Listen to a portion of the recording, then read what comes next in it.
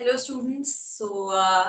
We are back with our another lecture series which is about Contract Act. इस lecture series में जैसे कि हम Indian Contract Act के बारे में पूरा discussion करेंगे in detail along with questions. हम कुछ questions भी solve करेंगे and previously जो questions आए हुए हैं पिछले में तो उन चीजों को discuss करते हुए हम आगे बढ़ेंगे. So yeah, let's start. तो हम पहले start करते हैं कॉन्ट्रैक्ट एक्ट के. आप देख सकते हैं अरेंजमेंट ऑफ सेक्शन से. अभी देखिए कैसे कैसे पूरा डिवाइड है, किस तरीके से कैसे है. प्रिलिमिनरी सेक्शन 1 एंड 2, फिर उसके बाद ये एक्सेप्टेंस और प्रपोजल और एक्सेप्टेंस के बारे में बताते हैं कैसे कम्युनिकेट करेंगे, उसका एक्सेप्टेंस कैसे होगा. सिस्टम रेवोकेशन पढ़ेंगे आगे, रेवोकेशन क्या होता है, तो प्रपोजल का एक्सेप्टेंस का रेवोकेशन कैसे होगा, ये सारी चीजें. इसमें जो चैप्टर नेक्स्ट चैप्टर है चैप्टर 2, वो है उसमें कि वॉइड वॉइडेबल. जैसे कॉन्ट्रैक्ट्स जो है बहुत तरह के होते हैं, वैलिड होते हैं, वॉइड होते हैं, वॉइडेबल होते हैं. सो इन कॉन्ट्रैक्ट्स को अलग अलग टाइप के कॉन्ट्रैक्ट्स के बारे में इसमें पढ़ेंगे. कॉन्ट्रैक्ट्स वॉइड कब होंगे, वैलिड कब होंगे, वॉइडेबल कब होंगे, ये सारी चीजें हम चैप्टर 2 में पढ़ेंगे. Then the next chapter is जो कि है हमारा चैप्टर 3, कंटिंजेंट कॉन्ट्रैक्ट्स. अब कंटिंजेंट कॉन्ट्रैक्ट्स क्या होते हैं? कंटिंजेंट कॉन्ट्रैक्ट्स होते हैं कंटिंजेंसी टर्म से आए हैं. सो कंटिंजेंसी जो होती है वो बेसिकली मतलब किसी कंडीशन पे डिपेंडेंट, कंडीशन पे डिपेंडेंट है कि अगर वो होगा तो होगा, नहीं होगा तो नहीं होगा, उसे हम कंटिंजेंट कहते हैं. तो उन तरह के कॉन्ट्रैक्ट्स बनाएंगे, वो कौन से कॉन्ट्रैक्ट्स होते हैं, कंटिंजेंसी क्या होती है, कैसे ये कॉन्ट्रैक्ट्स बनते हैं, ये सब इसके बारे में हम इस चैप्टर में पढ़ेंगे. Chapter then chapter 4 is performance. कब होगा, कैसे होगा, किस तरीके से किया जाएगा, किस तरीके से करने को वैलिड मानेंगे, किसको वैलिड नहीं मानेंगे, ये सारी चीजें इसमें पढ़ेंगे परफॉर्मेंस ऑफ कॉन्ट्रैक्ट्स में. देन नेक्स्ट चैप्टर इज, ये काफी लंबा एक्चुअली चैप्टर है, फिर चैप्टर 5 आता है जो कि है certain relations resembling those not created by contracts. अभी नाम तो काफी बड़ा है पर सिंपली हम इसे देखें तो हम इसे कहते हैं ऐसे कॉन्ट्रैक्ट्स जो एक्चुअली कॉन्ट्रैक्ट्स नहीं है, मतलब कंस्ट्रक्टिवली. जिन्हें क्वाजी कॉन्ट्रैक्ट्स कहते हैं. आपने टर्म सुना होगा, नाम सुना होगा, क्वाजी कॉन्ट्रैक्ट्स. सो ऐसे कॉन्ट्रैक्ट जो एक्चुअली कॉन्ट्रैक्ट नहीं है पर कॉन्ट्रैक्ट की तरफ बिहेव करते हैं. इसके बाद ये पूरे सेक्शंस जो आप देख रहे हैं ये सेल ऑफ गुड्स एक्ट के थे, जो कि सेक्शन है सेल ऑफ गुड्स एक्ट 1922 से पूरा रिपीट कर दिया गया. फिर इसके बाद हम आ जाएंगे इंडेमनिटी एंड गारंटी. वो क्या होती है वो सब पढ़ेंगे कि गारंटी किसे कहते हैं, गारंटर किसे कहते हैं, श्योरिटी क्या होती है, इंडेमनिटी का मतलब क्या होता है, डेटर, क्रेडिटर, उनके राइट्स, उनका डिस्चार्ज, श्योरिटी, सब कुछ इसमें पढ़ेंगे वो कैसे काम करता है. फिर बेलमेंट. बेलमेंट क्या होती है, बेलर कौन होता है, बेली कौन होता है, उनके राइट्स क्या होते हैं, बेलमेंट कब कहा जाएगा, ये सारी चीजें. इसके बाद आ जाइए हमारा है एजेंसी. भाई मेरे काम को कराने के लिए मैंने किसी का अपॉइंट किया, उससे मेरा एजेंट कहेंगे मैं प्रिंसिपल. तो प्रिंसिपल एजेंट के रिलेशन के बारे में पढ़ेंगे इस चैप्टर में, कैसे काम करता है ये, इसकी अथॉरिटी क्या होती है, मास्टर की क्या अथॉरिटी है, एजेंट की क्या रिस्पॉन्सिबिलिटीज लाइबिलिटीज होती हैं, कैसे इनकी ड्यूटीज शेयर होती है, ये सारी चीजें इस चैप्टर में. इसके बाद नेक्स्ट चैप्टर, ये फिर पार्टनरशिप एक्सेस, इस चैप्टर को हटा दिया गया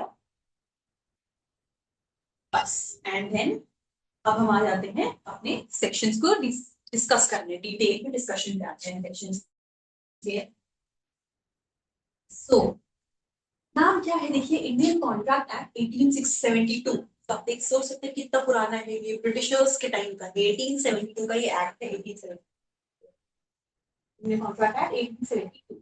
ठीक है. एक्ट नंबर 9 ऑफ 1872, मतलब ये कि 1872 का 9th बिल रहा होगा ये जो कि पास हुआ. अब यहाँ पे एक डेट दी है 25th April 1872, जो कि है इसका इनैक्टमेंट डेट. देखिए हम हमेशा किसी भी एक्ट में दो डेट्स होते हैं, इनैक्टमेंट एंड एनफोर्समेंट. तो कई बार वो सेम हो सकता है, जैसे पास हाउस से लागू हो, इनैक्टमेंट इज पास हो गया, प्रेसिडेंट का उस पर असेंट मिल गया, वो इनैक्टमेंट हो गया, वो बन गया, बन के तैयार हो गया. दूसरा इज एनफोर्समेंट, जिस दिन से वो लागू किया गया. तो कई बार सेम हो सकते हैं, कई बार अलग हो सकते हैं. इस एक्ट के लिए भी इनैक्टमेंट और एनफोर्समेंट जो है हमारा वो अलग अलग है.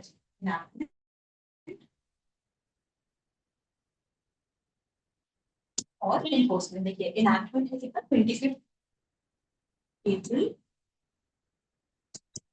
1872 एंड इन्फोर्समेंट क्या देखिए लिखा है सिंस टू ऑफ इंडिया। देखिए शॉर्ट टाइटल में लिखा है act will be called the Indian contract और एक्सटेंड का मीनिंग है extends to whole of India shall come into force on first day of September 1872।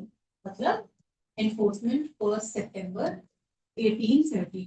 ठीक है, दो डेट हो गए। इनैक्टमेंट इज जब वो बिल बन के तैयार हो गया, एक्ट बन गया, उसको परमिशन मिली तो क्या होता है बिल से एक्ट बन जाते हैं। उसके लिए पहले दोनों हाउसेस से पास होगा, फिर उसके प्रेसिडेंट उस पर साइन करेंगे, सॉरी। उसके बाद फिर वो जब बन के तैयार हो जाता है प्रेसिडेंट के असेंट से, तो उसका जिस दिन होगा वो हो गया इनैक्टमेंट डेट, इनैक्ट हो गया, वो तैयार हो गया। अब जिस दिन से इनैक्ट किया जाएगा वो हो जाएगा इन्फोर्समेंट। तो कई बार दोनों सेम भी होते हैं, कई बार अलग अलग भी होते हैं, कई बार जिस दिन बना उसी दिन से लागू हो गए, तो दोनों डेट सेम है, यहाँ पे अलग अलग है। तो इसका नाम क्या है, पहला सेक्शन बता रहा है प्रीलिमिनरी सेक्शन जो है, चैप्टर जो है वो सेक्शन 1 उसका ये बताता है कि एक्ट का नाम है इंडियन कॉन्ट्रैक्ट एक्ट 1872 और एक्सटेंड क्या है, एक्सटेंड्स टू होल इंडिया, पूरे इंडिया पे एप्लीकेबल है and shall come into force on first day of September 1872 यानी enactment 1 September 1872। ठीक है, अब देखिए आ जाते हैं हम इसके इंपॉर्टेंट इंटरप्रिटेशन क्लॉज यानी कि सेक्शन 2 पे। सेक्शन 2 पे अब देखिए कॉन्ट्रैक्ट समझने के लिए सबसे पहले जरूरी है कुछ बेसिक चीजों को समझना। ये सेक्शंस तो हम देखेंगे ही, लेकिन हम समझेंगे कि कॉन्ट्रैक्ट कैसे बनता है और इसको समझते समझते हम ये सेक्शंस भी समझेंगे। बेसिकली अगर हम देखें तो किसी लेमैन के लिए ये दो टर्म्स एंड कॉन्ट्रैक्ट ये शायद सेम होंगे, इन दोनों में कोई डिफरेंस नहीं होगा। अग्रीमेंट जो है वही कॉन्ट्रैक्ट है, जो कॉन्ट्रैक्ट है वही अग्रीमेंट है। हमने किसी से डील की, उसको पेपर किया, वो एक अग्रीमेंट है for a layman, but for us who are law students हम जानते हैं कि वो कॉन्ट्रैक्ट जब वो लीगली बाइंडिंग है, कोई अग्रीमेंट जब लीगली बाइंडिंग है तो वो कॉन्ट्रैक्ट है। अग्रीमेंट क्या है, मैं अग्रीमेंट मतलब अग्री करना, किसी से अग्री करना, सहमत होना। भाई मेरे दोस्त ने कहा कि चलो आज रात में घूमने चलते हैं, मैं उससे मान गई, अग्री हो गई, हमारे बीच एक अग्रीमेंट बन गया। It could be moral, it could be social, कुछ भी, ठीक है। पर इसी चीज को जब हमने पेपर में लिख लिया, अगर हमारे बीच कॉन्ट्रैक्ट बन गया कि एक्स वाई एक्स तारीख को मैं उसके साथ चाहूंगी, अगर नहीं चली तो इसके उसको कुछ लॉसेस सफर करने पड़ेंगे जिसकी वजह से वो मुझ पे केस फाइल करने के लिए एंटाइटल्ड है। अगर ऐसा कुछ हुआ तो ये जो है, क्योंकि ये केस फाइल करने के लिए एंटाइटल्ड है, लीगल एक्शन लेने के लिए मुझ पे एंटाइटल्ड है, ये पूरा प्रोसेस लीगल एनफोर्सिबिलिटी, लीगल बाइंडिंगनेस इसमें आ गई, इसलिए ये हो गया कॉन्ट्रैक्ट। ये डिफरेंस है दोनों टर्म्स के बीच में। For any law man an agreement and a contract both are same, दोनों सेम चीजें हैं, पर फॉर अस हम जानते हैं कि अग्रीमेंट और कॉन्ट्रैक्ट्स अलग अलग है। अग्रीमेंट अलग चीज है, कॉन्ट्रैक्ट अलग चीज है। अग्रीमेंट जो होता है वो सिर्फ एक, it's more like a social thing, दो लोग आपस में अग्री कर जाएंगे किसी भी बात पे तो वो अग्रीमेंट हो गया किसी भी तरीके का, लेकिन उसमें कोई लीगल फोर्स नहीं है, कोई लीगल बाइंडिंगनेस नहीं है, उसको करना बिल्कुल ऐसे लॉ नहीं कहता है कि अगर नहीं करोगे तो उसके कोई कॉन्सिक्वेंसेज नहीं है। जैसे मैंने कहा कि मैं गई तो ठीक है, नहीं गई तो भी ठीक है, वो अग्रीमेंट है। लेकिन अगर वहीं पे होता है कि नहीं नहीं जाने पे उसको किस तरीके से लॉसेस सफर होते हैं, अगर जिसकी वजह से हमारे पेपर में ये लिखा है डॉक्यूमेंट्स में कि वो मुझ पे मुझे सू करने के लिए टाइटल है, दैट इज अ कॉन्ट्रैक्ट। ये डिफरेंस है, ठीक है। सबसे पहली चीज ये हो गई। अब आते हैं स्टेजेस के। अब जैसे मैंने एग्जांपल्स बताया कि भाई अग्रीमेंट और कॉन्ट्रैक्ट क्योंकि दो चीजें हैं, तो अग्रीमेंट में क्या जब लीगल बाइंडिंगनेस आ जाती है तो वो कॉन्ट्रैक्ट बन जाता है। यानी अगर हम समझने की कोशिश करें, ऐसे लिख सकते हैं इसे, कॉन्ट्रैक्ट इज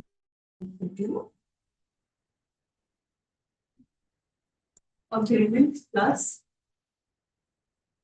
लीगल एनफोर्सिबिलिटी। अगर इसे इक्वेशंस में लिखने की कोशिश करें तो ये कुछ ऐसा ही बनेगा जो मैंने कहा कि किसी भी अग्रीमेंट के साथ, अग्रीमेंट मतलब कोई भी सोशल अग्रीमेंट, किसी अग्रीमेंट के साथ जब कोई लीगल बाइंडिंगनेस, लीगल एनफोर्सिबिलिटी जुड़ जाती है तो वो कॉन्ट्रैक्ट होगा। अग्रीमेंट तो ठीक है, आपस में मान जाना, सहमत हो जाना, लेकिन ये लीगल एनफोर्सिबिलिटी क्या है, इस चीज को अब लीगल एनफोर्सिबिलिटी एनफोर्सिबिलिटी जो है, लीगल एनफोर्सिबिलिटी मतलब ये है कि लीगल बाइंडिंगनेस, मतलब ये कि आपके पास राइट है कि आप कोर्ट में जा सकते हो, राइट टू सू है, ये लीगल बाइंडिंगनेस, राइट टू सू, ये चीजें हैं, तब ये है तो कहेंगे लीगल एनफोर्सिबिलिटी है, ठीक है। अब ये लीगल एनफोर्सिबिलिटी आती कैसे है, कैसे है, कब कहने की लीगली एनफोर्सिबल है, लीगली बाइंडिंग है, राइट टू सू है, कब, क्या सिर्फ इसलिए क्योंकि कॉन्ट्रैक्ट में लिखा है, वो तो है, ये कॉन्ट्रैक्ट में लिखा है तो है, लेकिन किस चीज को कहेंगे, किन कंडीशंस को हम कहेंगे कि ये फुलफिल नहीं हुआ तो लीगली एनफोर्सेबल नहीं है, इसलिए राइट टू सू है मेरे पास। ये जो है लीगल पॉसिबिलिटी जो है वो कुछ कंडीशन से आते हैं, जो हम आगे डिटेल में पढ़ेंगे कि बहुत सारी क्राइटेरिया है, उनको फुलफिल करने पे कहा जाता है कि लीगली बाइंडिंग है अग्रीमेंट या लीगली एनफोर्सिएबल है अग्रीमेंट, इसलिए वो एक कॉन्ट्रैक्ट है। और अगर उस कॉन्ट्रैक्ट की फुलफिलमेंट नहीं हुई तो फिर वो राइट टू सू है उसके पास, फिर जो भी कॉन्ट्रैक्ट के हिसाब से जो भी चीजें, डैमेजेस है, इंजंक्शन है, जो भी चीज है, जो भी उसकी रेमेडी है, ठीक है। ये तो हुई एक बात कि भाई कॉन्ट्रैक्ट कैसे बनता है, तो अग्रीमेंट प्लस लीगल एनफोर्सिबिलिटी, ठीक है। अब अग्रीमेंट होता क्या है, ये तो हमने बहुत बेसिक सब कर लिया। अब अगर हम देखें इसके पूरे स्टेप्स क्या है, अगर कुछ बेसिक तरीके से समझिए है, जैसे एक एग्जांपल अगर हम ये मान लीजिए, फॉर एग्जांपल ए जो है, ए को कार बेचनी, ठीक है, A had to sell, A had to sell his car to B, तो कार सेल करनी है, चलो रेंट कार, रेंट कार, ठीक है, उसका मॉडल जो भी हो, मॉडल एक्स वाई, तीन कार सेल करनी थी और इसके एक्सचेंज में बी को देने थे 2 लाख, ठीक है। तो बी क्या हुई कि भाई ए जो है वो अपनी रेड कार जिसका मॉडल एक्स वाई जी है वो बी को देगा, और बी जो है उसके एक्सचेंज को 2 लाख रुपए देगा, ठीक है। ये हुआ। अब ये जो कॉन्ट्रैक्ट है, ये इसमें क्या क्या है, हम इसको स्टेप बाय स्टेप समझने की कोशिश करेंगे, ये क्या क्या है। पहली बात, फर्स्ट चीज क्या हुई, ए ने, ए का बी को कहना कि भाई उसको कार लेनी है, अपनी रेड कार सेल करनी है, ये ऑफकोर्स पहले पूछा होगा तब तो, या तो ए ने बोला होगा कि मुझे अपनी कार बेचनी है, और बी ने कहा होगा कि मुझे तेरी कार लेनी है, जो भी किसी का किसी से पूछना, चलो ए का अगर हम मान लेते हैं यहाँ पे कि ए को अपनी कार बेचनी थी, तो ए ने पूछा बी से कि भाई मुझे मेरी कार बेचनी है, कोई हो तो बताओ। कभी कोई चीज अगर डील करनी है तो दो पार्टी में से कोई एक तो है, या तो मुझे खरीदना है तो मैं पूछूंगी कि भाई मुझे ये चीज लेनी है, अगर कोई हो तो बताओ, लेने वाला सेलर कोई हो तो, या जो सेलर है वो बोले मुझे मेरी चीज बेचनी है, कोई अगर हो जिसको परचेस करना हो तो आप बताओ।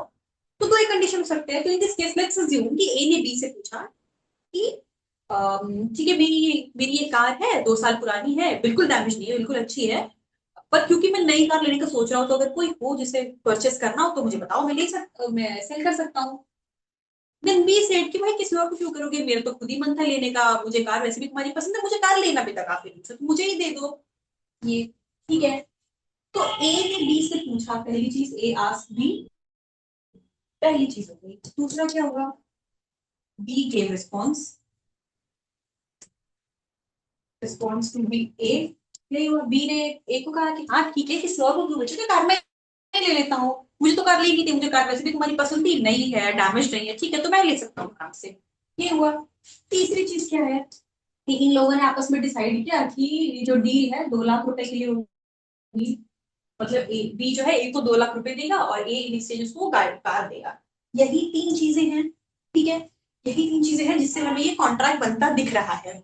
अब इस एग्जांपल से समझते हैं कि ए का बी को पूछना, किसी का किसी से पूछना किसी चीज के बारे में, उसको कहते हैं प्रपोजल। तो ये जो वन है ये है प्रपोजल, फर्स्ट जगह वो था प्रपोजल। ए ने बी से पूछा कि will you buy my car, I want to sell this car of mine, it is not even damaged, like 1.5 year or 2 years old maximum, and since I like another one, I want to buy a new one, so could you please suggest me somebody who can buy my car। तो ये हुआ पूछना कि भाई I have to sell this और I have to deal in this, जो भी है क्या आप लोग वे इससे आप किसी को जानते हो ऐसा कुछ पूछना अबाउट समथिंग, जैसे प्रपोजल, प्रपोज करना is कहना, पूछना, प्रपोजल।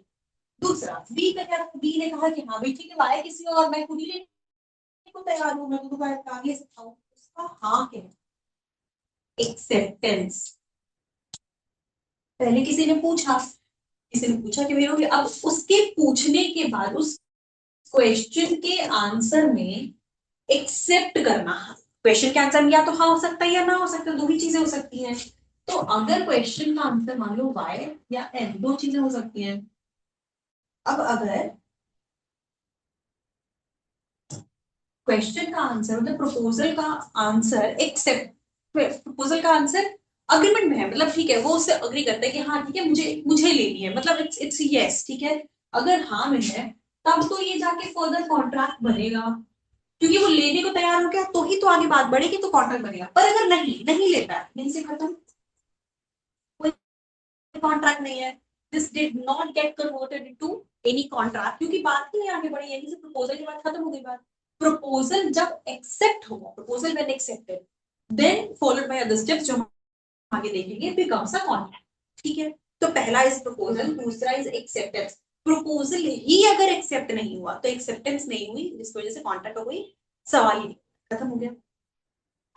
अब तीसरी चीज जाने का, ये 2 लाख रुपए की, ठीक है, बी जो है वो एक को 2 लाख रुपए देगा, तो ये जो अमाउंट है इसे कहेंगे कंसिडरेशन।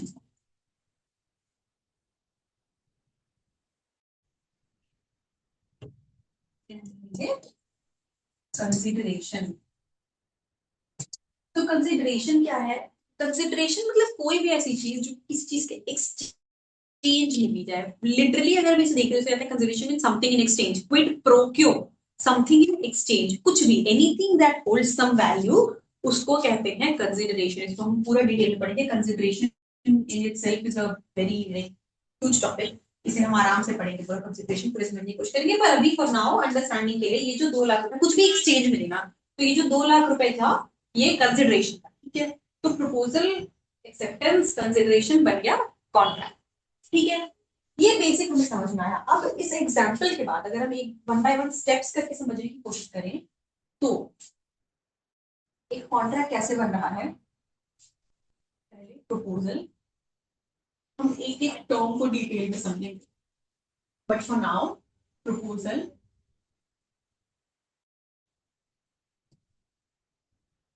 एक्सेप्टेंस, ठीक है, प्रपोजल एक्सेप्ट हुआ, प्रपोजल ही अगर एक्सेप्ट नहीं होता है तो पाई की बात ही नहीं बनती है, तो वो खत्म हो गया, हम प्रपोजल को एक्सेप्टेंस लेके चल रहे हैं, ठीक है, प्रपोजल के बाद एक्सेप्टेंस, अब एक्सेप्टेंस हो गया तो ये बनता है प्रॉमिस, ठीक है, मतलब मैं, मुझे कोई चीज देनी थी, सामने वाले को लेनी थी, हमने आपस में प्रॉमिस कर लिया कि हाँ भाई ठीक है एक दूसरे से लेंगे, ये प्रपोजल जब एक्सेप्ट होता है तो प्रॉमिस बनता है। अब प्रॉमिस और सेट ऑफ प्रोमिसेस, तो ऐसी एक प्रॉमिस या उसके सेट, जैसे इस एग्जांपल में कि हाँ ठीक है तुम मुझे 2 लाख रुपए दो, मैं तुम्हें कार दूँ, तो एक प्रॉमिस ये 2 लाख रुपए का, दूसरा कि तुम दे दो उसके बाद मैं तुम्हें कार दूंगा, सेट ऑफ प्रोमिसेस हुए, तो प्रॉमिस या सेट ऑफ प्रोमिसेस ये मिला के इसे कहते हैं अग्रीमेंट। एक ने पूछा, दूसरे ने जवाब दिया, ये मिल गया, प्रॉमिस हो गया। प्रॉमिस का सिंपली वही की क्या है, मिलके करें, हाँ ठीक है करते हैं, तो वही चीज हुई, सिंपल सी, बस सिंपल से एग्जांपल से बस वही है, प्रपोजल जब एक्सेप्ट हो गया तो प्रॉमिस बन गया। प्रॉमिस और सेट ऑफ प्रोमिसेस, ठीक है, जैसे तुम मुझे 2 लाख रुपए दो, मैं तुम्हें अपनी कार दूंगा, ये कंप्लीट, तुम मुझे खून दो मैं तुम्हें आजादी दूंगा टाइप्स, ऐसा कुछ नहीं, बट प्रॉमिस वेन, प्रॉमिस और सेट ऑफ प्रोमिसेस मिलके बने अग्रीमेंट, ठीक है। अब अग्रीमेंट में क्या होता है, अग्रीमेंट के साथ जब आता है consideration,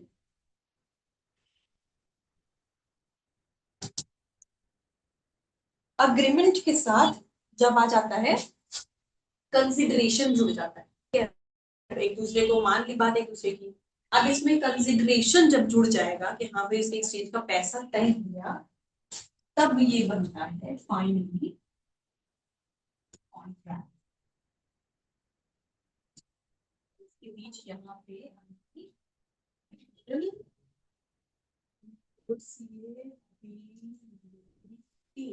legal enforcing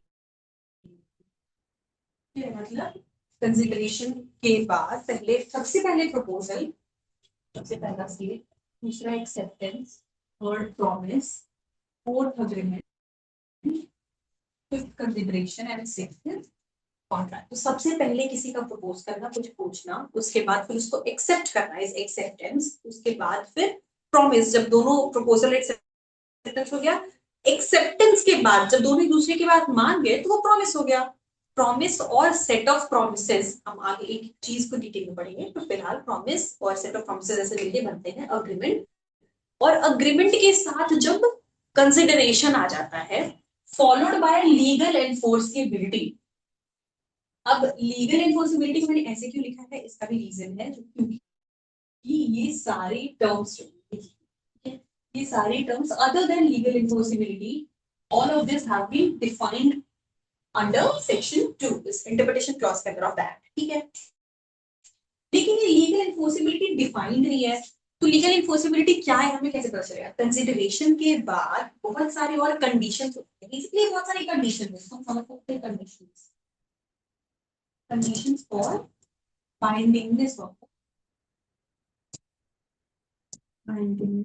the contract, ठीक है।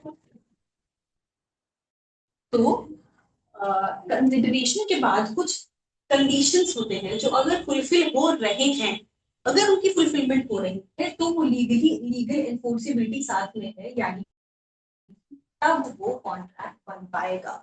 पर अगर लीगल एनफोर्सिबिलिटी नहीं, मतलब कि कंडीशन जो है इनमें से कोई भी कंडीशन फुलफिल नहीं हो रहा है, तो लीगली एनफोर्सिएबल नहीं है, मतलब कॉन्ट्रैक्ट नहीं है, कॉन्ट्रैक्ट नहीं है। क्योंकि हमने अभी पढ़ा agreement plus legal enforceability is equal to contract, तो अग्रीमेंट को कॉन्ट्रैक्ट बनने के लिए लीगल इन्फोर्सिबिलिटी चाहिए, तो अग्रीमेंट कंसिडरेशन है इसके साथ।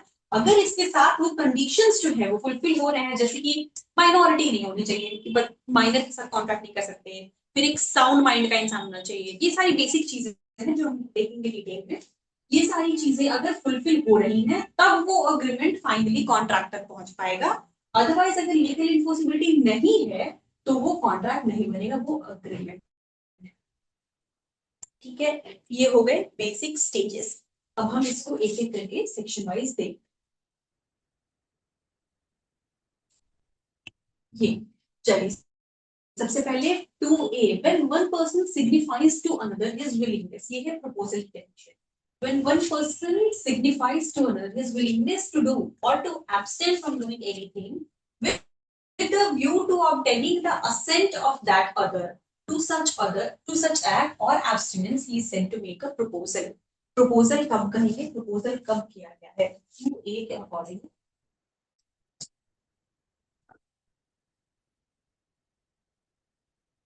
proposal क्या है, एसेंशियल से क्या है? सबसे पहले वन पर्सन सिग्निफाई मतलब उसको उस पर जाहिर करना, जताना, जाहिर करना। One person signifies to another,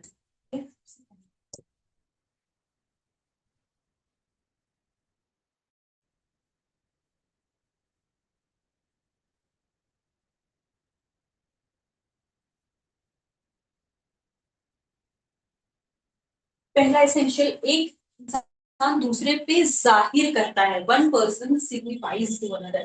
then second essential, his willingness to do or to abstain from doing anything, willingness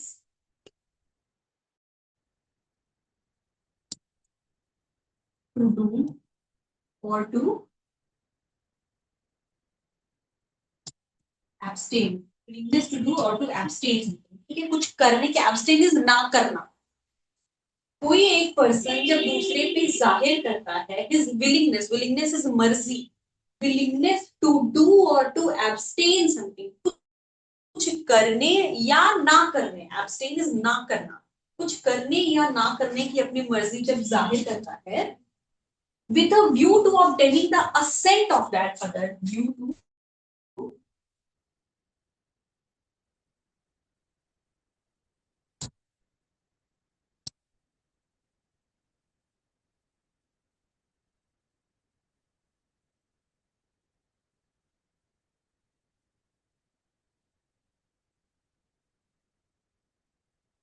view से किस चीज को ध्यान में रखते हुए, इस चीज को ध्यान में रखते हुए कि वो जो सामने वाला है जिससे वो अपनी बात कह रहा है, तो वो उस चीज के लिए असेंट देगा। असेंट मतलब अपनी अपनी इच्छा जाहिर करेगा, अपनी मर्जी उस पर कहेगा, अपनी हामी देगा।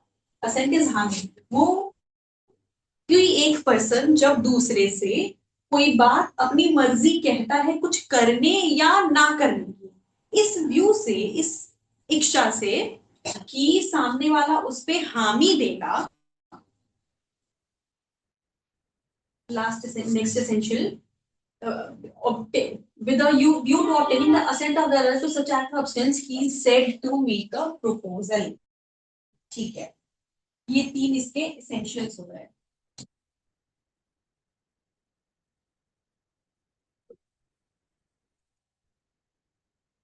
प्रपोजल के एसेंशियल, प्रपोजल कैसे बनता है? एसेंशियल मतलब वो इंग्रेडिएंट्स, वो फैक्टर्स, वो पॉइंटर्स जो कि होना जरूरी है किसी प्रपोजल के होने के लिए। नहीं होंगे तो हम नहीं कह सकते कि प्रपोजल है। तब कहेंगे जब एक इंसान दूसरे से अपनी मर्जी कहता है, जाहिर करता है इस इच्छा से कि सामने वाला उस पर अपनी हामी देगा, तब कहते हैं कि उसने प्रपोजल किया है।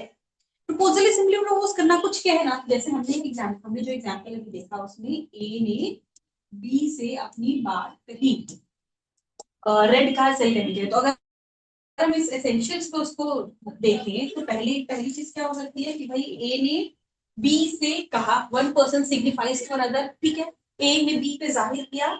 दूसरा, रेड कार बेचने की बात कही, ठीक है, तो his willingness to do what action, to do करने की, डू इज करना, रेड कार बेचना है, काम करना है ना। तो ए ने बी से पहला एसेंशियल कहा रेड कार बेचने के लिए। सेकंड, अपनी मर्जी कही, ठीक है, willingness to do something with a view to obtain the assent of that other. तो ये सोच के कहा कि वो उस पे एक्सेप्टेंस देगा। असेंट इज हामी मतलब एक्सेप्टेंस देगा उस पे। ये हो गया थर्ड, थर्ड एसेंशियल। तीनों चीजें फुलफिल हुई। तो इसका मतलब A made, this implies A made a proposal to B. जब एक इंसान दूसरे से कुछ कहता है ये सोच के कि भाई वो सामने वाला उस पर अपनी हामी देगा कुछ करने या ना, कुछ कुछ ना करने के लिए, तो उसको प्रपोजल करना कहते हैं।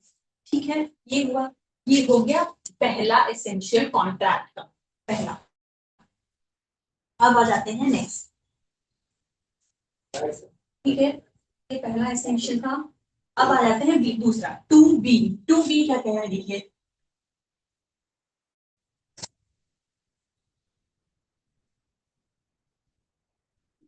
To be when the person to whom such proposal is made। अब ए ने हमें इस एग्जांपल में क्या देखा, ए ने से कहा, ठीक है, रेड कार बोला है, ठीक है। तो अभी तक हमने देखा कि क्या प्रपोजल हो गया, प्रपोजल ए ने बी से, ठीक, पहली चीज हो गई। Second, when the person to whom the proposal is made, मतलब कौन है यहाँ पे, बी। प्रपोजल बोला किससे, कहा किससे गया है, ए ने बी से कही है। तो द पर्सन जिससे प्रपोजल कहा गया है, प्रपोजल इज मेड, जिससे प्रपोजल प्रपोज जिसको किया गया है, वो इंसान सिग्निफाइज हिज असेंट। देखो, सिग्निफाइज जाहिर करना, असेंट इज अपनी मर्जी, ठीक है।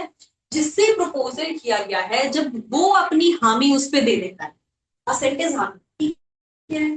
तो बी का is assented to, the proposal is said to be accepted। तब कहेंगे कि प्रपोजल का एक्सेप्टेंस हो गया, जब जिससे प्रपोजल किया गया उसने उस चीज को लेके अपनी हामी दे दी, उसी सेम चीज पे, किसी और पे नहीं, उस चीज पे जब अपनी हामी दे दी, तब कहेंगे कि the proposal has been accepted, यानी कि एक्सेप्टेंस हो गई।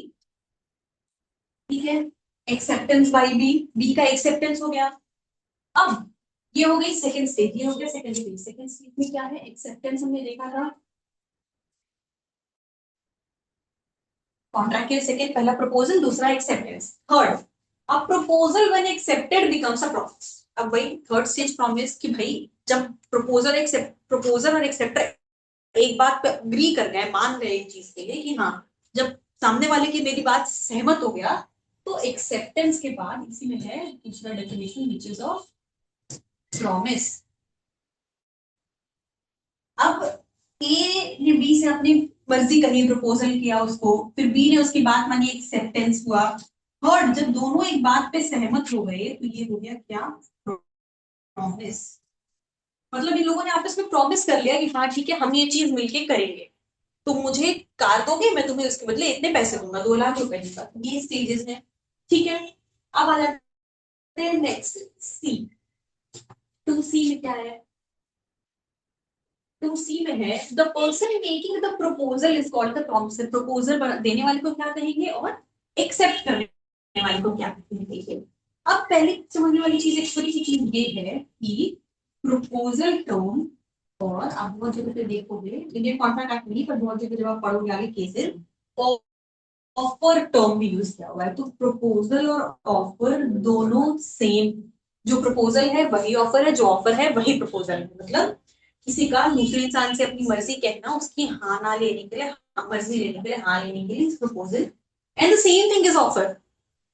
बट एक ये क्वेश्चन हमेशा जुडिशरी में आया हुआ है, ये चीज याद रखने वाली कि Indian contract act doesn't use the term offer. Indian contract act में हम प्रपोजल टर्म यूज करते हैं, प्रपोजल टर्म दिया हुआ है। प्रपोजल को ही डिफाइन किया हुआ है, जो हमने अभी देखा, पूरे में ऑफर टर्म नहीं दिया हुआ है, प्रपोजल टर्म दिया हुआ है। तो जो प्रपोजल देता है उसे हमने कहा प्रपोजल, ठीक है, या ऑफर देने वाले को ऑफरर। अब प्रॉमिस के सेंस में बात करें, क्योंकि भाई प्रॉमिस, जब प्रपोजल एक्सेप्ट हो जा रहा है तो प्रॉमिस है, प्रॉमिस के सेंस में बात करें तो जो प्रॉमिस देने वाला है वो हो गया प्रॉमिसर, प्रॉमिस देने वाला हो गया प्रॉमिसर। और यही एक्सेप्टेंस की बात करना है, क्या, तो ये हो गया एक्सेप्टर या फिर ऑफरी। ऑफरर ऑफरी हो जाता है, प्रपोजल का नहीं होता। और दूसरा प्रॉमिसर प्रॉमिसिंग।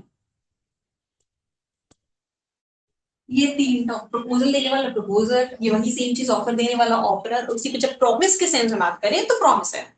एक्सेप्टेंस के सेंस में बात करें तो एक्सेप्टेंस देने वाला एक्सेप्टर, ऑफर को एक्सेप्ट करने वाला ऑफरी, प्रॉमिस को एक्सेप्ट करने वाला प्रॉमिसी। ये टर्म्स सेम है, एक ही इंसान के, जो एक्सेप्टेंस दे रहा है उसी का नाम एक्सेप्टर है, उसी का नाम ऑफरी है, उसी का नाम प्रॉमिसी है।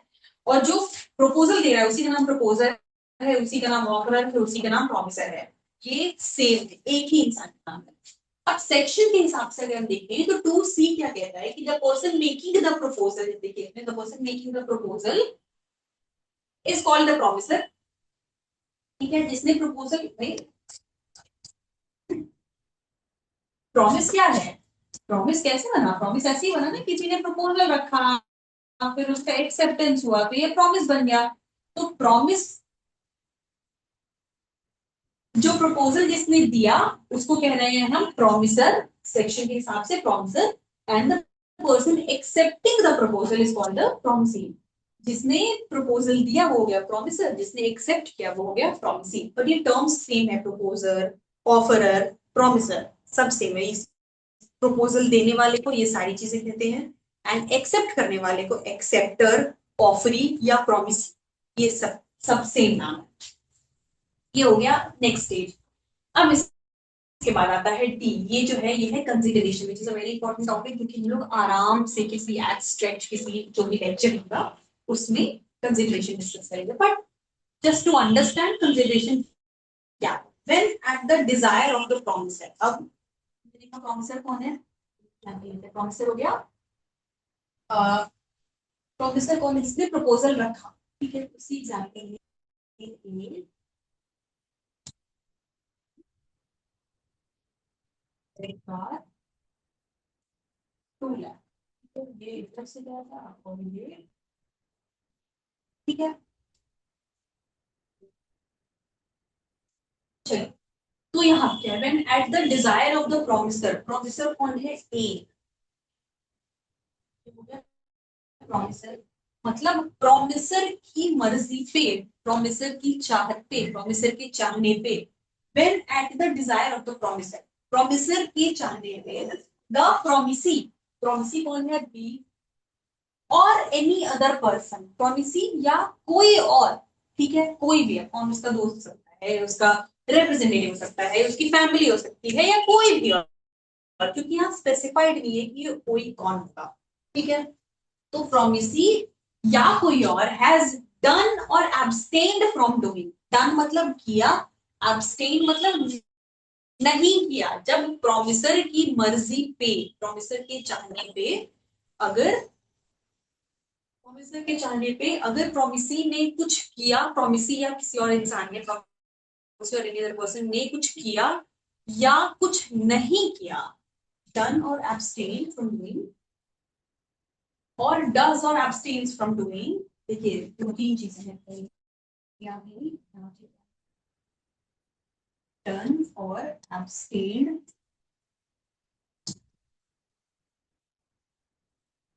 डज और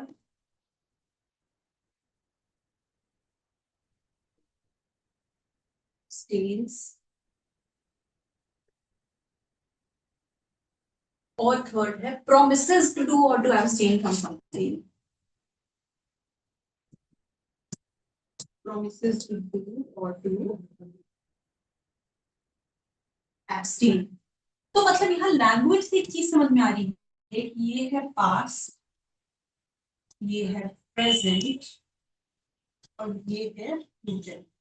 ये बात लैंग्वेज से समझ में आ रही है।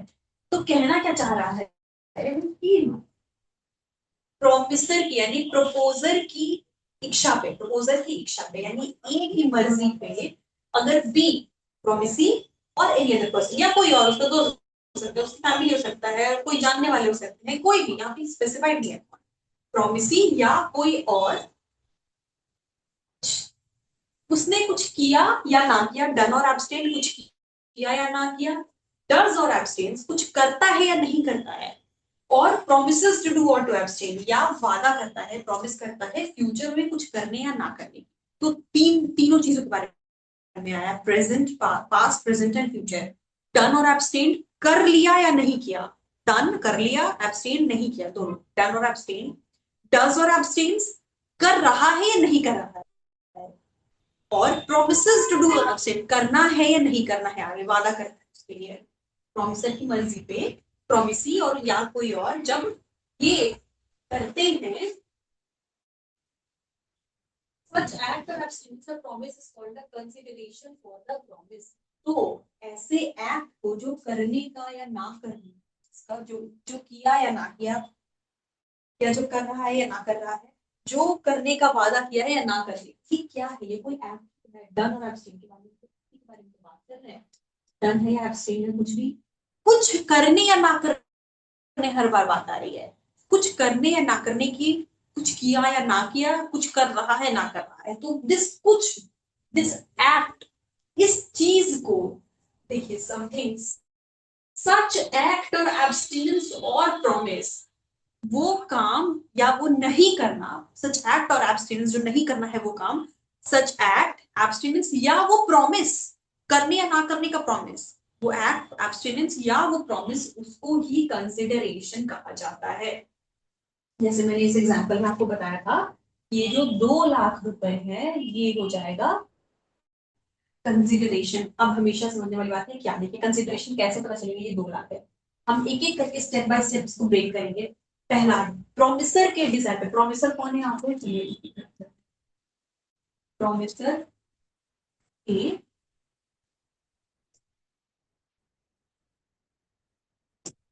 प्रोमिसी बी, ठीक है, ए की मर्जी पे बी, यही लिखा है, प्रोमिसर की मर्जी पे प्रोमिसी या कोई और, बी और, तो यहाँ पे स्लैश में एक्स कर देते हैं, लेकिन यहाँ पे तो बी है तो बी, लेकिन स्लैश में एक्स लिखते हैं क्योंकि कोई और भी लिखा हुआ है, बी प्रोमिसी या कोई और, डन और एब्सटेन, कुछ उसने कुछ किया या नहीं किया, कुछ करता है नहीं करता है, कुछ करने का वादा करता है या नहीं करने का वादा करता है, क्या करने का वादा करता है प्रोमिसी, प्रोमिसी इसने यही तो कहा कि ए ने कहा कि लेट इसके एक्सचेंज में, बी ने कहा, प्रोमिसी ने कहा प्रोमिसर की मर्जी क्या थी, उसकी रेंट कार बेचना।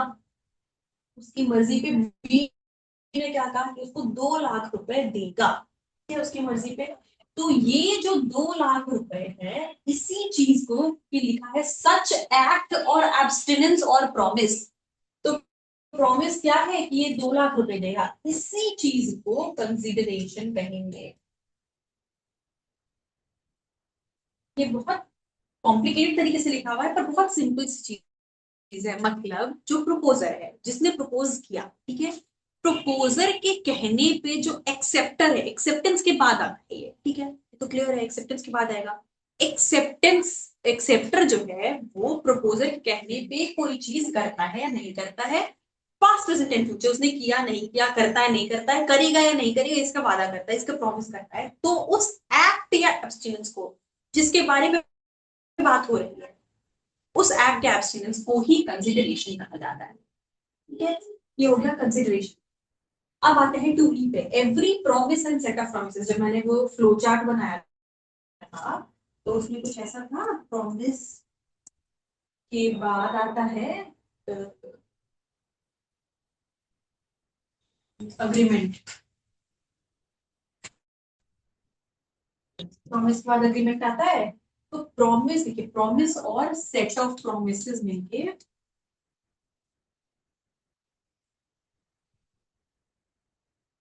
forming the consideration is an agreement, forming the consideration of for each other, ठीक है। मतलब भाई इसी में देखिए कि ए को बी कंसिडरेशन, कंसिडरेशन क्या है, उसके एक्सचेंज में दिया गया कोई चीज है, वो है, क्योंकि प्रोमिसर के डिजायर पे है कोई एक्सचेंज में दी गई कोई चीज जो कि कॉन्ट्रैक्ट के एक्सचेंज में दी जा रही है, ठीक है। तो वो प्रॉमिस या प्रोमिसेस, अगर बहुत सारी चीजें हैं, कुछ कंटिन्यूइंग मान लीजिए, अगर नेचर का कॉन्ट्रैक्ट है तो बहुत सारे प्रोमिस है, कुछ ऐसा, तो प्रॉमिस या प्रोमिसेस जो कि कंसिडरेशन फॉर्म करते हैं। इसमें क्या है कि ठीक है, प्रॉमिस क्या था कि 2 लाख रुपए देगा, कंसिडरेशन यही तो था, दो कंसिडरेशन 2 लाख रुपए तो थे। तो वो प्रॉमिस, क्योंकि इसमें है ना प्रोमिसेस टू डू और एब्सटेन, वो प्रॉमिस जो कंसिडरेशन का पार्ट फॉर्म करते हैं, प्रॉमिस और सेट ऑफ प्रॉमिसेस, बहुत सारे प्रॉमिसेस जो कंसिडरेशन का पार्ट है, उसे हम कहते हैं, वो अग्रीमेंट बनते हैं। इसके बाद आ जाइए F, promises which form the consideration or the part of consideration feature are reciprocal promises. G, agreement not impossible by law is called void. Agreement impossible by law is a contract. ये important है, इस पर H यहाँ तक हो गया। अब H, ये सबसे पहले जो हम डिस्कस करेंगे, कॉन्ट्रैक्ट। कॉन्ट्रैक्ट क्या है, इसमें लिखा है इस agreement plus enforceable by law, enforceability. ठीक है, अब जैसे मैंने ये कहा ऑलरेडी, ये बहुत सारी कंडीशन है, इसको हम बाद में पढ़ेंगे, ठीक है।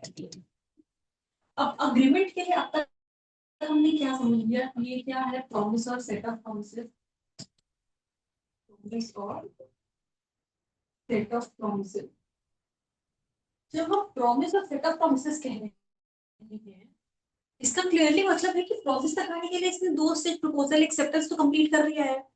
प्रपोजल और एक्सेप्टेंस हो चुका है, प्रपोजल एक्सेप्टेंस होने के बाद तब जाके प्रपोजल एक्सेप्टेंस कंसिडरेशन सब हो गया है, तब जाके ये अग्रीमेंट बन रहा है, ठीक है। इसके बाद फिर ये होगा तो ये लीगल इम्पॉसिबिलिटी होगी, तो ये कॉन्ट्रैक्ट बनता है, इसको आराम से बाद में डिस्कस करेंगे। अब before we start with this communication, acceptance, proposal, revocation, ये सारी चीजें, इसको भी हम एक एक करके सेक्शन सारे पढ़ेंगे कि प्रपोजल का, जैसे प्रपोजल कब करेंगे भाई, मैंने ये जो एग्जांपल दिया कि ए ने बी से कहा कि मुझे मेरी कागज नहीं, मान लो उसने लेटर से दिया हो, सकता उसने लेटर लिखा हो, जरूरी थोड़ी सामने बैठ के चाय पी रहे हैं तभी कहा, अगर उसने चिट्ठी भेजी हो, उसने लेटर भेज दिया हो, तो ऐसे केस में, या और भी बहुत सारे केसेस हैं, टेलीग्राम है या टेलीफोन ही है, तो इन सारे केसेस में कब कहेंगे कि प्रपोजल कंप्लीट हो गया, कब कहेंगे कि एक्सेप्टेंस कंप्लीट हो गई, ये सारे केसेस हम इसमें पढ़ेंगे, कब रेवोकेशन होता है क्या, ये सारी चीजें। पर उससे पहले हमने ये जो पढ़ा, जरूरी है अब before we start the sections हमें समझना कि कॉन्ट्रैक्ट के टाइप्स क्या है। कॉन्ट्रैक्ट के टाइप्स बहुत तरीके हैं, कॉन्ट्रैक्ट बहुत तरीके के होते हैं। तो बेसिक टर्म हो गया कॉन्ट्रैक्ट, और हमने स्टेजेस देखे अग्रीमेंट से लेके कॉन्ट्रैक्ट तक कैसे आते हैं। पर कॉन्ट्रैक्ट कितने तरीके के होते हैं, अब अगर हम इसे क्लासिफाई करें, कॉन्ट्रैक्ट तीन जो है वो उसके बेसिस, जिसकी बेसिस, जिनकी बेसिस पे जी क्राइटेरिया है, जिनकी बेसिस पे इसको कैटेगराइज किया गया है तीन बेसिस पे। पहला पहला बेसिस क्या है, ये जो है ये बेसिस है, बेसिस मतलब तीन बेसिस। पहला हो गया मोड ऑफ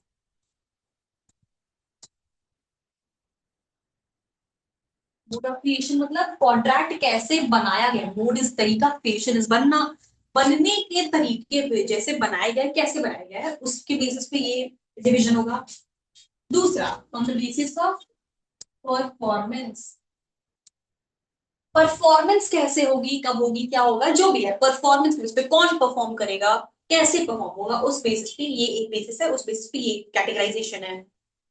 तीसरा वैलिडिटी, ये तीन इसके जो है वो बेसिस है। पहला हो गया कि किस तरीके से बनाया गया है, वो बहुत जरूरी है कि जैसे बनाया गया है उस बेसिस पे उसका कैटेगराइजेशन होना। या दूसरा कैसे परफॉर्म किया जाएगा, कौन परफॉर्म करेगा, कैसे परफॉर्मेंस होगी इसकी, वो दूसरा। तीसरा कि वो वैलिड है कि नहीं है, वैलिडिटी मतलब validity in eyes of law, legally valid है कि नहीं है वो, उस बेसिस पे तीसरा क्राइटेरिया। अब मोड ऑफ क्रिएशन की बात करें, पहला हो जाता है एक्सप्रेस्ड,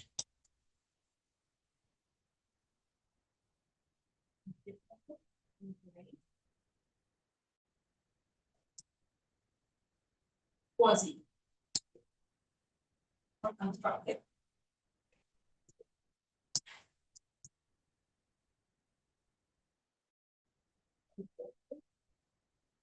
कॉन्ट्रैक्ट्स, ठीक है, ये तीन हो गए। अब एक्सप्रेस्ड का क्या मतलब है, एक्सप्रेस्ड मतलब, एक्सप्रेस क्या होता है, एक्सप्रेस से जाहिर करना, एक्सप्रेस करना। एक्सप्रेस आप कैसे करते हैं, कोई भी चीज, कुछ भी, मुझे किसी से कुछ कहना है, मैं कैसे एक्सप्रेस करूँ, मैं बोल सकती हूँ, लिख सकती हूँ, दो तरीके हैं, बोल के लिख के हो सकता है, मैं उसे बोल के बता सकती हूँ कि भाई मेरा ये खरीदने का मन कर रहा है, ठीक है, एक तरीका। या मैं लिख के बता सकती हूँ कि मुझे ये खरीदने का मन है, दो ही तरीके हो सकते हैं, और किस कुछ एक्सप्रेस करने का तरीका तो है नहीं। तो ये एक्सप्रेस्ड हो गया, मतलब बोल के या लिख के कॉन्ट्रैक्ट बनना, जो रिटन जैसे जो डीड्स बनते हैं वो, या बोल, ठीक है, ओरल और रिटन, ये दोनों इसमें आएंगे। ओरल तरीके से या रिटन तरीके से जो कॉन्ट्रैक्ट्स बनते हैं वो एक्सप्रेस्ड कॉन्ट्रैक्ट। इसके बाद आता है इम्प्लाइड, इम्प्लाइड मतलब,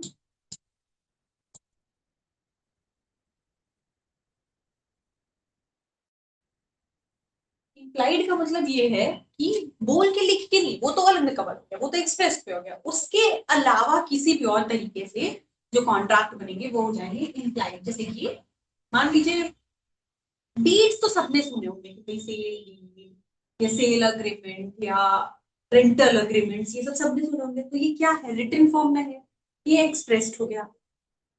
या एक और तरीका होता है, डेली बेसिस पे हम लोग बहुत सारे कॉन्ट्रैक्ट करते हैं जो हमें पता भी नहीं है।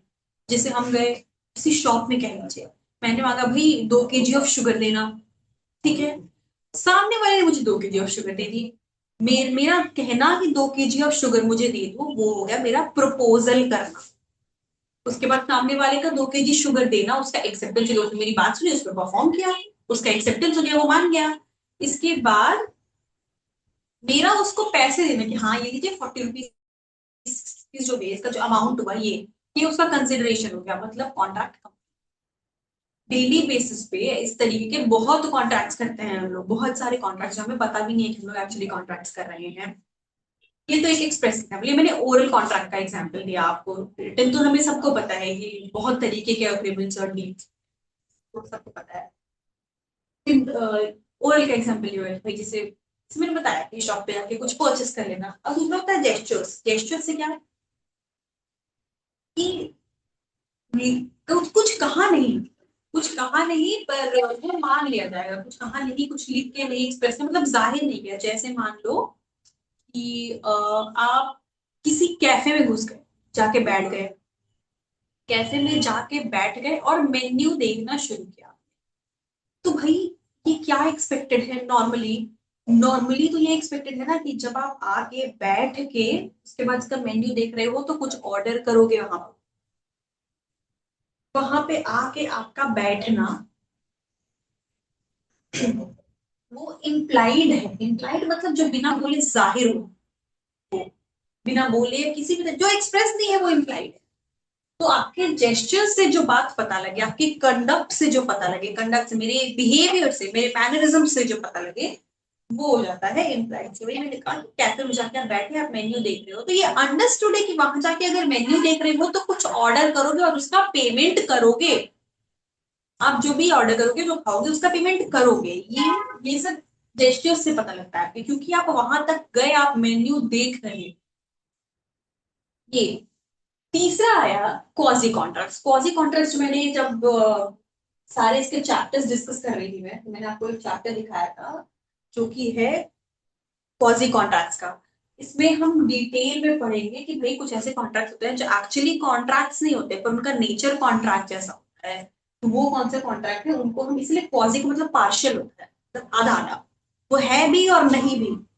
तो इसे इन्होंने कंस्ट्रक्टिव कॉन्ट्रैक्ट्स कहते हैं, क्योंकि they are not real but they are in the nature of contracts.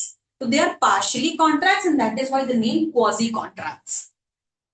ठीक है, ये तीन हो गए क्रिएशन की बेसिस पे। जैसे हमें समझ में आया कि बनने के तरीके, बनने के तरीके यही तो हो सकते हैं, मेरा कहना, मेरा ना कहना, मेरा जेस्चर, मेरा मैनरिज्म, या कुछ अंडरस्टूड प्रेज्यूम चीज, यही सारी चीजें हो सकती हैं। तो मेरा कहना, मेरा लिखना, मेरा सुनना, जो भी है वो सब एक्सप्रेस में हो गया। मेरे जेस्चर्स, मेरे मैनरिज्म्स, मेरे कॉन्डक्ट से वो इम्प्लाइड हो गया। और कुछ अंडरस्टूड सा जो है कंस्ट्रक्टिवली जो कॉन्ट्रैक्ट्स है वो पॉजिटिव हो गए। अब आते हैं परफॉर्मेंस पे। परफॉर्मेंस की बेसिस पे एग्जीक्यूटिव, एग्जीक्यूटरी, इसमें दो चीजें समझ आता है।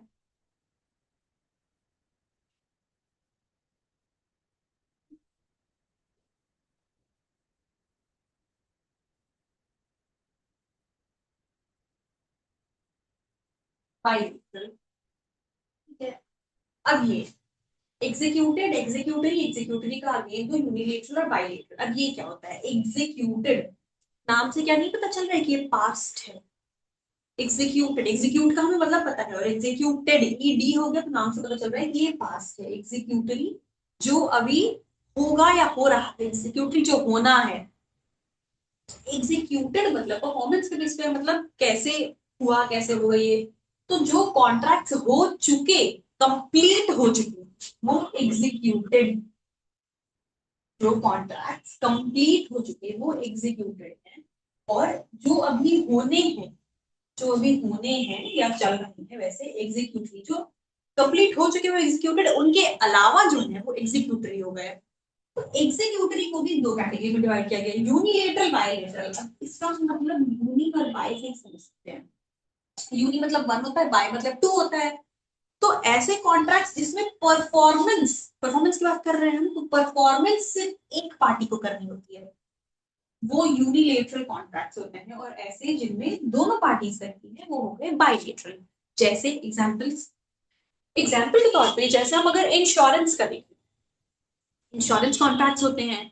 तो इंश्योरेंस कॉन्ट्रैक्ट्स में होता है कि कॉन्ट्रैक्ट बन गया, इंश्योरेंस कंपनी ने कॉन्ट्रैक्ट बनाया, इसमें आपको कुछ करना नहीं होता है। जैसे अगर आपका हेल्थ इंश्योरेंस है तो आपको बीमार होना नहीं होगा, आपका बस काम था कॉन्ट्रैक्ट करना, आपने कॉन्ट्रैक्ट कर लिया। अब परफॉर्मेंस उनका, उनकी बारी है, कंपनी के का है, इंश्योरेंस कंपनी का के पार्ट पे है। अगर आपको जब जरूरत पड़ती है, जब आपको हेल्थ की कोई इशू होती है, जब आपको उस पैसे की जरूरत पड़ती है, तो वो आपको पैसे देंगे। परफॉर्मेंस सिर्फ उनको करना है। ऐसे कॉन्ट्रैक्ट जिसमें सिर्फ एक इंसान, एक पार्टी को परफॉर्म करना होता है, परफॉर्म करना होता है, एंटर नहीं। एंटर कभी भी एक इंसान कॉन्ट्रैक्ट में नहीं कर सकता. For a contract to exist at least there has to be two parties. ये डिफरेंस बहुत छोटा सा वो है, पर लोग अक्सर कंफ्यूज कर जाते हैं. यूनिलेटरल कॉन्ट्रैक्ट्स में पार्टीज दो ही होगी, पार्टी एक नहीं हो सकती. यूनिलेटरल मतलब एक, लेकिन क्योंकि परफॉर्मेंस के बेसिस पे है तो सिर्फ परफॉर्मेंस एक पार्टी को करना है. जैसे इंश्योरेंस कॉन्ट्रैक्ट, इसको बोलते हैं जनरल टर्म एक दिया गया है, वो होता है स्टैंडर्ड फॉर्म कॉन्ट्रैक्ट्स.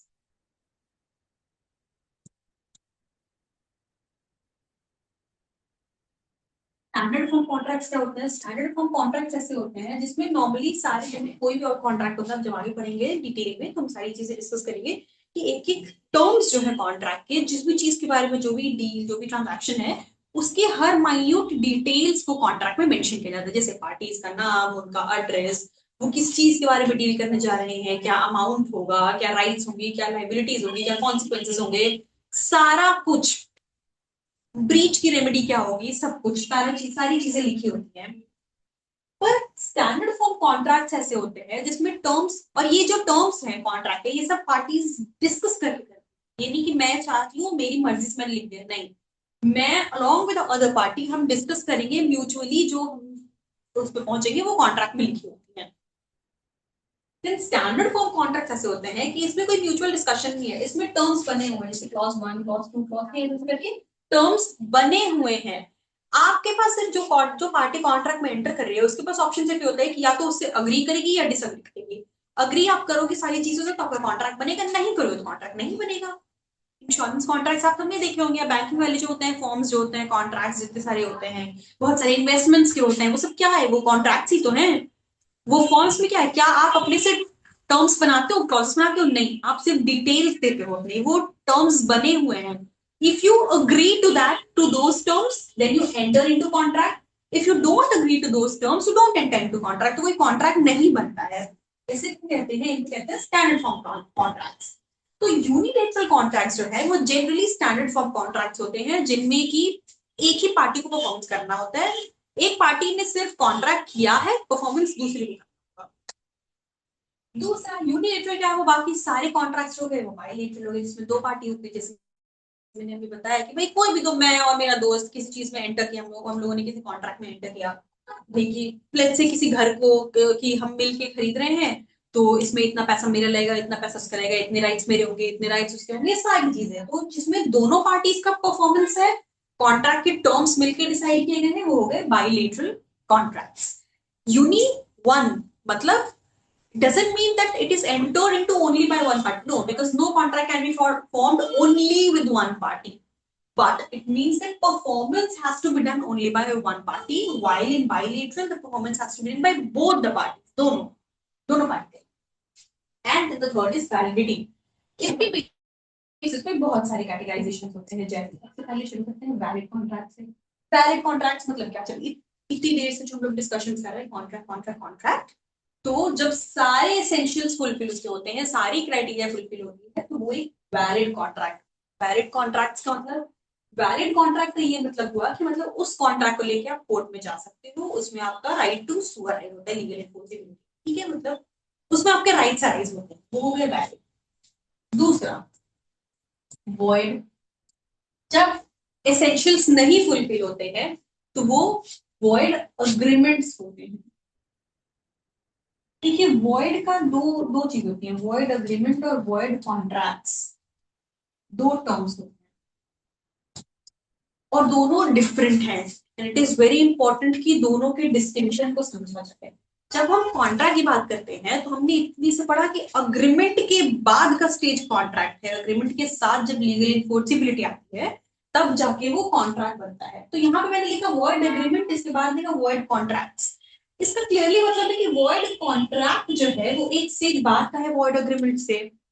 मतलब अगर अग्रीमेंट तक तो हम पहुंच गए, वहां तक तो चीज हो गई, प्रपोजल हो गया, एक्सेप्टेंस हो गया, प्रॉमिस हो गया, सारी चीजें हो गई. लेकिन लेकिन जब लीगल इन्फोर्सिबिलिटी या कंडीशंस नहीं फुलफिल हुई, एसेंशियल कंडीशंस जो है वो नहीं फुलफिल हुए, तो वो कॉन्ट्रैक्ट तक पहुंच ही नहीं पाया. इसीलिए वो वॉइड अग्रीमेंट है.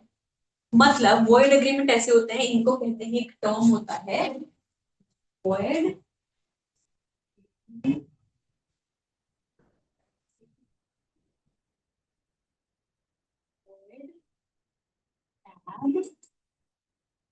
इनिशियो, void ab initio मतलब शुरू से void, void ही है ये, अग्रीमेंट ही void है, कभी कॉन्ट्रैक्ट बना ही नहीं। जैसे मैंने एक एग्जांपल में दिया था माइनर के साथ, तो माइनर के साथ कॉन्ट्रैक्ट जो है वो void ab initio मतलब वो कॉन्ट्रैक्ट है ही नहीं, वो कॉन्ट्रैक्ट ही नहीं। और उसका इफेक्ट क्या होता है ऐसे कॉन्ट्रैक्ट्स का, void मींस का इनका इफेक्ट ये होता है जो void ab initio होता है कि मतलब उसका कोई इफेक्ट नहीं होता, आप उसको कोर्ट में लेके नहीं जा सकते, कोर्ट में लेके जाओगे तो कोर्ट बोलेगा ये कोई कॉन्ट्रैक्ट ही नहीं है।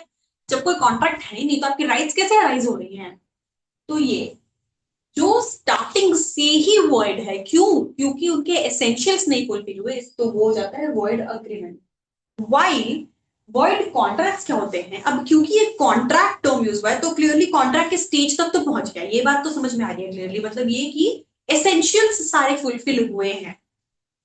लेकिन तो ये वॉइड कैसे हो गया, अगर सारे एसेंशियल्स फुलफिल हुए, सारे क्राइटेरिया फुलफिल कर रहा है, तो ये वॉइड फिर वैलिड क्यों नहीं है, वैलिड कॉन्ट्रैक्ट भी तो हो सकता था।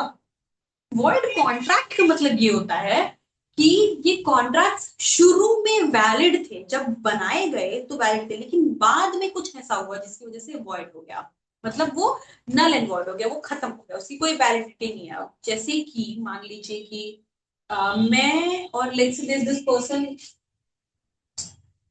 शिखा, ठीक है, मैं और मेरी एक फ्रेंड है शिखा, हमने आपस में एक अग्रीमेंट किया कि हम मिलके एक हॉर्स खरीदेंगे, हम आज से 5 साल बाद एक हॉर्स मिलके खरीदेंगे, ठीक है, हमने ये कॉन्ट्रैक्ट किया।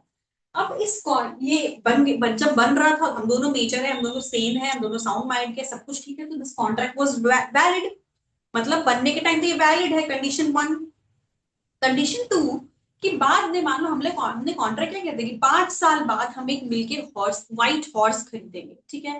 पर ये कॉन्ट्रैक्ट के बनने के पहले ही due to some unforeseen circumstances कुछ ऐसा हुआ कि Shikha couldn't make it, Shikha expired.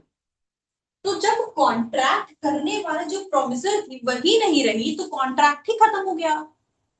तो किसी वजह से जब वो कॉन्ट्रैक्ट खत्म हो जाए, उसका ऑब्जेक्टिव खत्म हो जाए, उसको फुलफिल ना किया जा सके, तो वो हो जाता है बाद में वॉइड हो जाता है।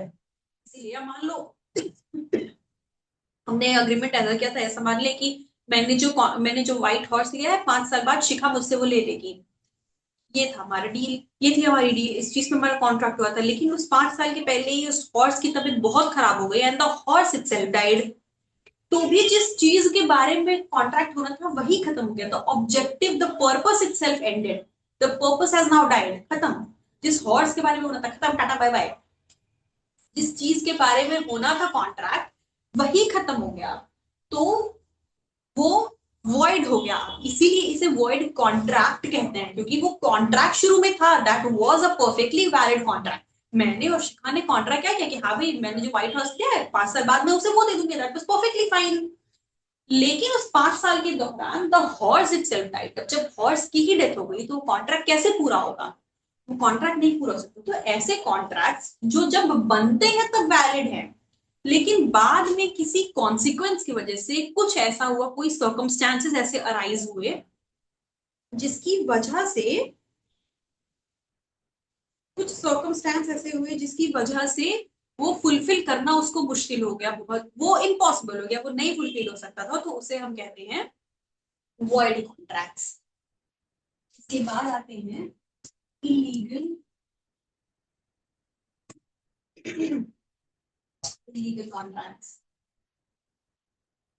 अब इलीगल कॉन्ट्रैक्ट्स क्या होते हैं, इलीगल कॉन्ट्रैक्ट्स मतलब वैसे कॉन्ट्रैक्ट जिसको जिस ऑब्जेक्टिव के लिए बनाए वो ऑब्जेक्टिव ही गलत है, जैसे इंडिया में गैम्बलिंग बैन है, हमें पता है, कोई कॉन्ट्रैक्ट ही इस चीज के लिए बना रहा है कि वो गैम्बलिंग करेगा, तो जिसके ऑब्जेक्टिव ही गलत है, ऑब्जेक्टिव ही अनलॉफुल है, ऑब्जेक्टिव ही इलीगल है, वो हो गए इलीगल। और लास्ट होते हैं अनएनफोर्सिएबल। अनएनफोर्सिएबल क्या होते हैं, अनएनफोर्सिएबल मतलब ये कि वो कॉन्ट्रैक्ट्स, अनइन्फोर्सेबल मतलब वो कॉन्ट्रैक्ट सही है, वो ठीक है, वो वैलिड है, लेकिन किसी टेक्निकल एरर, किसी टेक्निकल ग्लिच की वजह से उसकी फुलफिलमेंट जो है बहुत मुश्किल है, इसलिए वो अनइन्फोर्सेबल है, उसको इन्फोर्स नहीं किया जा सकता। और द लास्ट इज वॉइडेबल। एक होते हैं वॉइडेबल कॉन्ट्रैक्ट्स। अब वॉइडेबल क्या होता है? वॉइडेबल मतलब ये वॉइड और वैलिड के बीच का कुछ होता है। वैलिड, वॉइडेबल, फिर वॉइड। ये वैलिड और वॉइड के बीच का है, मतलब कोई कॉन्ट्रैक्ट जो ना तो वैलिड है ना वॉइड है करेंटली, वो वॉइडेबल है। उसको डिपेंडिंग अपॉन द पार्टी की मर्जी उसको वैलिड डिक्लेयर किया जा सकता है या वॉइड डिक्लेयर किया जा सकता है। पार्टीज अगर मान दें कि नहीं ठीक है। जैसे मान लो कि कॉन्ट्रैक्ट होने के लिए बहुत जरूरी कंडीशन ये है कि मर्जी से साइन होना चाहिए, जबरदस्ती नहीं, फोर्सफुली नहीं। लेकिन सिग्नेचर जो है कॉन्ट्रैक्ट पे वो फोर्सफुली साइन कराएगा, थ्रेटन करके कराएगा, डरा धमका के। लेकिन पार्टी जो है वो कहती है कि ठीक है अब जो हो गया सो हो गया, इसे मान लेते हैं। तो यहाँ वो कॉन्ट्रैक्ट वॉइडेबल था क्योंकि मर्जी से साइन नहीं थी, जबरदस्ती थ्रेटन करके फोर्सफुली साइन करवाया गया था। तो वॉइडेबल था वो तब। लेकिन जब पार्टीज ने उसे मान लिया तो that voidable contract got converted into a valid contract. अब वैलिड हो जाने के बाद पार्टीज की जैसे राइट्स एंड रिस्पॉन्सिबिलिटी किसी वैलिड कॉन्ट्रैक्ट में होती है उसी तरीके से यहाँ पे राइज होगी, और बाद में आप उसे फिर नलिफाई नहीं कर सकते कि नहीं नहीं नहीं नहीं, मुझसे तो जबरदस्ती साइन करवाया गया था, मुझे तो इंटॉक्सिकेट करके अल्कोहल देके ड्रग्स देके जबरदस्ती साइन कराए गए थे। नहीं, अब आपने अपनी मर्जी से कहा ठीक है अब तो हो गया सो हो गया, क्या कर सकते हैं। तो वो वैलिड हो गया। Once it becomes a valid contract, आपके rights and duties proper valid contract की तरह उसमें अराइज होंगी, बाद में उससे नलिफाई नहीं किया जा सकता। ऑन द कॉन्ट्री, अगर पार्टीज वॉइडेबल कॉन्ट्रैक्ट को एक्सेप्ट करने से मना करती कि नहीं मेरी मर्जी नहीं थी, why should I accept this, consequences मेरे नहीं अराइज हुए, तो उस केस में वो कॉन्ट्रैक्ट वॉइड। मतलब वॉइड मतलब इनवैलिड, नल, कुछ भी। ठीक है, ये थे कुछ बेसिक्स कॉन्ट्रैक्ट के जिसमें हमने पढ़ा कि प्रपोजल क्या होता है, एक्सेप्टेंस क्या होता है, कंसिडरेशन भी बेसिक्स उसके देखे कि कंसिडरेशन क्या होती है। देन हमने पढ़ा कॉन्ट्रैक्ट के टाइप्स, कॉन्ट्रैक्ट किस किस टाइप के होते हैं। ठीक है, इसके बाद हम नेक्स्ट क्लास में स्टार्ट करेंगे इन सेक्शन से, और एक इम्पोर्टेंट टॉपिक है जो कि है एसेंशियल्स ऑफ कॉन्ट्रैक्ट, उसके भी साथ में करते चले जाएंगे हम। सो इसमें हम आपको इस सीरीज में लेक्चर्स के साथ साथ क्वेश्चंस भी सॉल्व करवाएंगे, और आने वाले जैसे जैसे लेक्चर सीरीज होगी उसमें आपको जो भी जुडिशरी के कॉन्ट्रैक्ट से रिलेटेड जो भी क्वेश्चंस आए हुए हैं कुछ, वो सारे भी हम साथ में डिस्कस करते रहेंगे, so you have an idea कि कैसे कैसे क्या चीजें जाती है। So see you all along, thank you.